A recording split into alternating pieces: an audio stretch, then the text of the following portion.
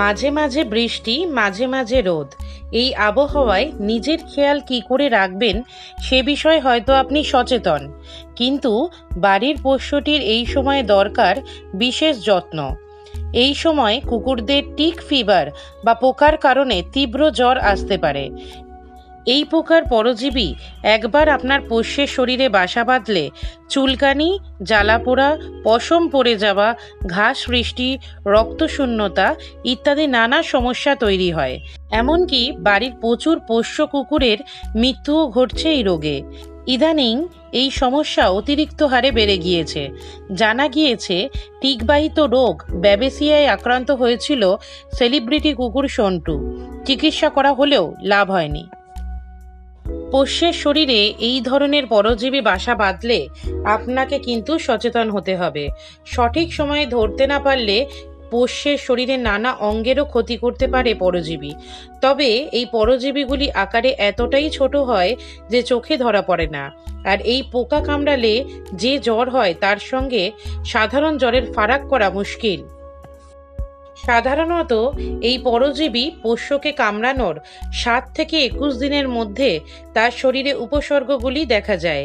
এই পরজীবী আক্রমণের প্রাথমিক পর্যায়ে তাদের ক্লান্ত দেখায়, তাদের শরীরে আলস্য আসে। যত দিন বাড়তে থাকে ততই জ্বরের মতো উপসর্গগুলি প্রকট হয়।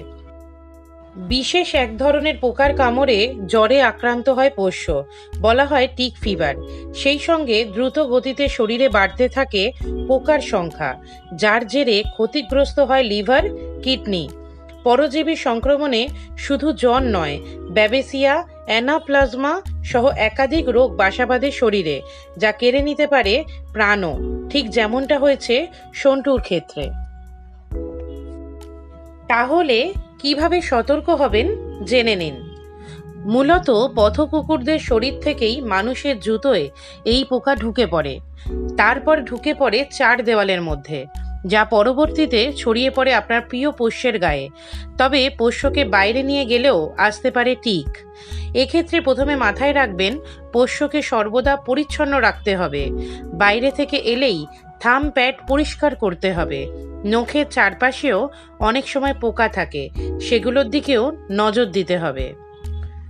প্রাথমিক পর্যায়ে ব্যবহারের জন্য বাজারে বহু স্প্রে পাওয়া যায়, সেগুলো ব্যবহার করতে পারেন বিশেষ শ্যাম্পুও।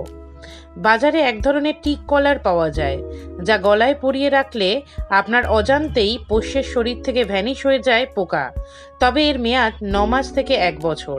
তারপর এই বেল্টটি আর কাজ করে না।